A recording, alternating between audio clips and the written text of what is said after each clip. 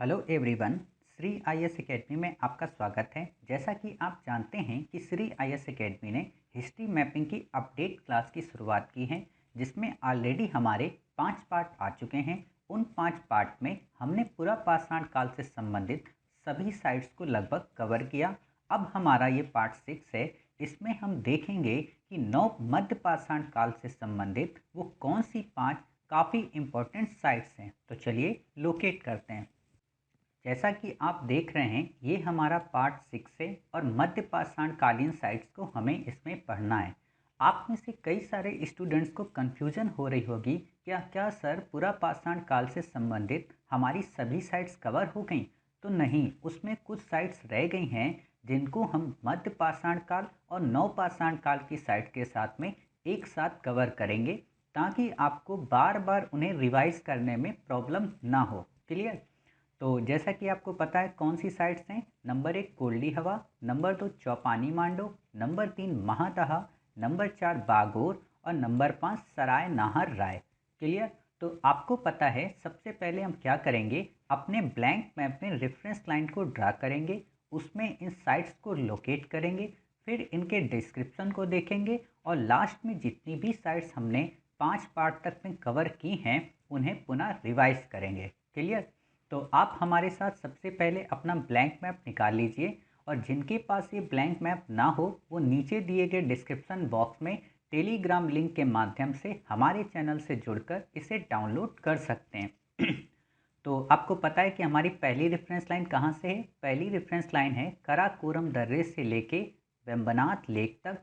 दूसरी हमारी reference line Siachen glacier से लेके कन्याकुमारी तक। तीसरी हमारी रेफरेंस लाइन कृष्णा नदी के मुहाने तक। चौथी हमारी नेपाल के ट्राई जंक्शन से गोदावरी। पांचवी हमारी कहाँ पे, चिल्का लेक। और छठी हमारी इसी के पैरेलल। क्लियर? इस तरीके से आपने 6 खींच ली। फिर हमारी 7वीं है यहाँ पे बिल्कुल पैरेलल। 8वीं है हमारी यहाँ से बिल्कुल पैरेलल। 9वीं है हमारी यहाँ से बिल्कुल पैरेलल। 10वीं है हमारी ट्राई जंक्शन से। 11वीं है हमारी यहाँ से। 12वीं है हमारी यहीं से गुजरात की ओर। 13वीं है हमारी यहाँ से चिकन नेक। 14वीं है हमारी यहाँ से त्रिपुरा के बॉर्डर को।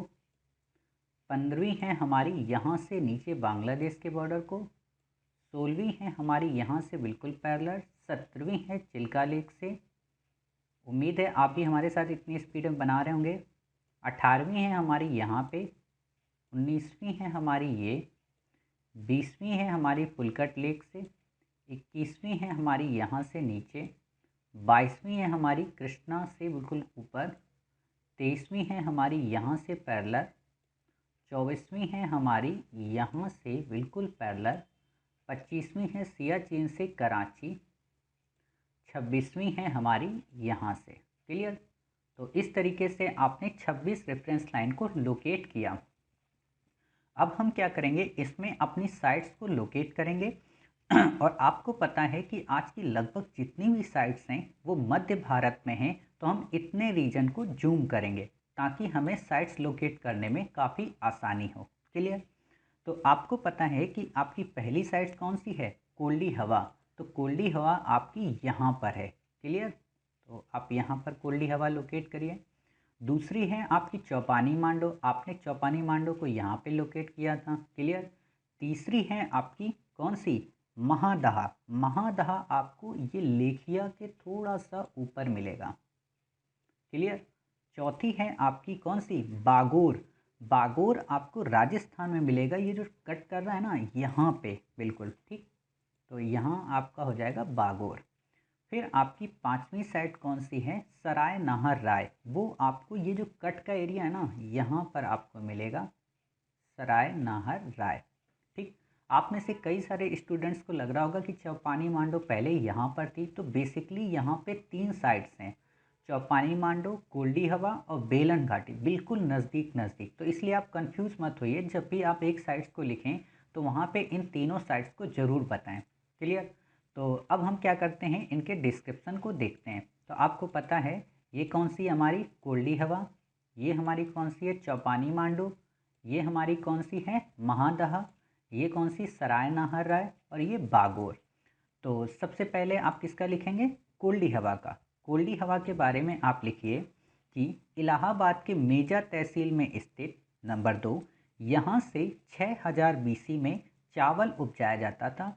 देखिए बीसी का मतलब होता है क्राइस्ट चर्च के पहले, यानी कि ईसा मसीह के पहले, और एडी का मतलब होता है ईसा मसीह के बाद। ठीक, हम मौर्यन से पहले तक लगभग 6ठी शताब्दी ईसा पूर्व तक जितना भी होता है ना, मौर्य के अंतिम टाइम पीरियड तक बीसी में ही सारी चीज़ें पढ़ते हैं। ठीक, उसके बाद हम फिर एडी की शुरुआत करते हैं। क्लियर, तो अभी आपको बिल्कुल भी प्रॉब्लम नहीं होना है। चलिए फिर है, यहाँ से हमें डोरी छाप मृतभांड मिले। मृतभांड का मतलब होता है मिट्टी का मटका, और उसमें डोरी का निशान बना दिया। मतलब जो रस्सी होती है ना, जैसे आपके घर में कभी कभी प्लास्टर होता होगा नीचे फर्श पर, तो वहाँ पे जो राजमिस्त्री होता है वो डोरी से एक काफ़ी सारी डिज़ाइंस बना देता है, तो वही चीज़ है। ठीक, फिर है, यहाँ से हस्त निर्मित मृतभांड तथा निवास के लिए झोपड़ियों के भी साक्ष्य मिले हैं। इसके अलावा ये नवपाषाण कालिक चरण की प्रारंभिक कृषि के लिए भी जाना जाता है। कहने का मतलब, अगर कोल्डी हवा को आपसे नवपाषाण कालिक साइट में भी पूछे तो आप बता सकते हो। क्लियर, फिर अब हमारा आता है दूसरा कौन सा, चौपानी मांडो। चौपानी मांडो के बारे में ऑलरेडी आपने पिछले पार्ट में लिख लिया था, लेकिन फिर से हम इसमें कुछ पॉइंट ऐड करते हैं।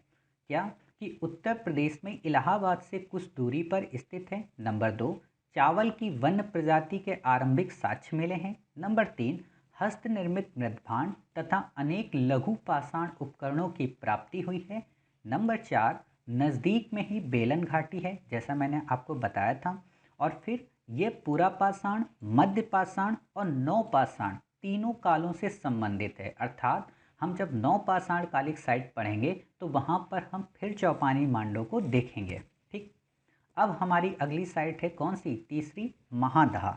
महादहा के संबंध में आप लिखिए, उत्तर प्रदेश के प्रतापगढ़ जिले में स्थित। नंबर 2, यहाँ से पशुओं के सींग से निर्मित एक उपकरण की प्राप्ति हुई है।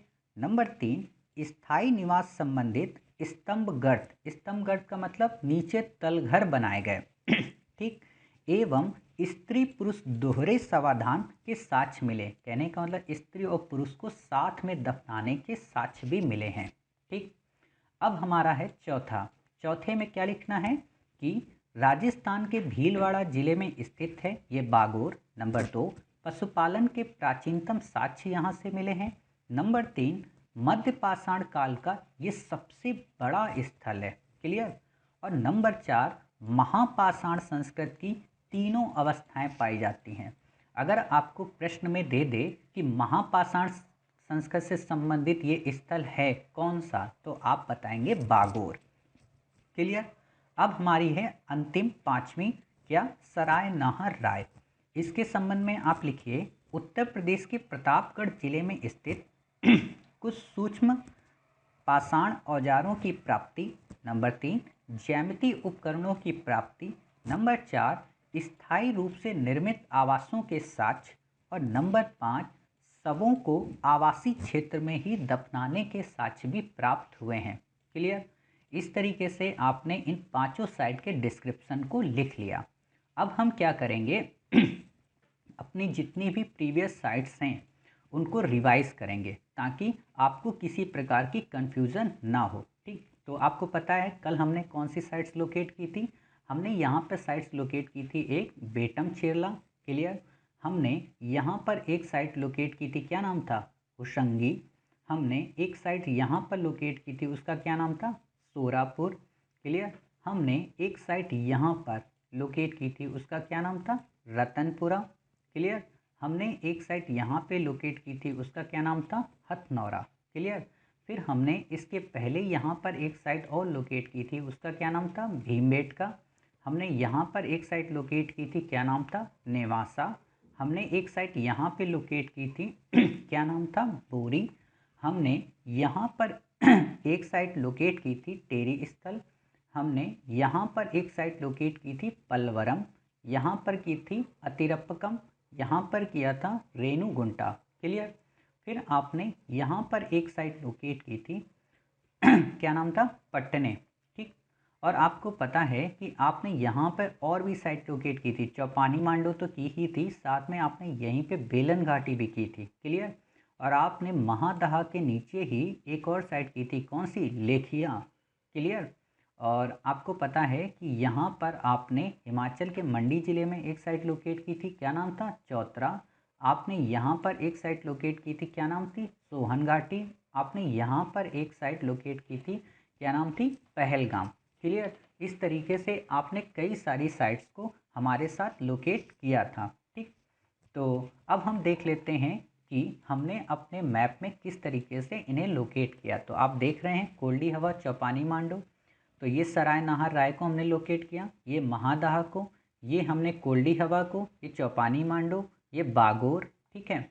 और इस तरीके से हमने लोकेट किया। अच्छा, वहाँ पे हमारी एक दो साइट रह गई हैं, जैसे कि आपको पता है कि हमारी कौन सी यहाँ पे रह गई है, बताइए, डिंडवाना। हमने यहाँ पे डिंडवाना हम भूल गए, क्लियर। और आपको और पता है कोई साइट रह गई, चलिए, और हमारी कोई साइट भी इस पर नहीं रह गई, ठीक। तो इस तरीके से आपने प्रीवियस साइट्स को भी रिवाइज किया। मिलते हैं अपने नेक्स्ट पार्ट में कुछ नई 5 मध्य पाषाण कालीन साइट्स के साथ में। तब तक अपना ख्याल रखिए और स्वस्थ रहिए।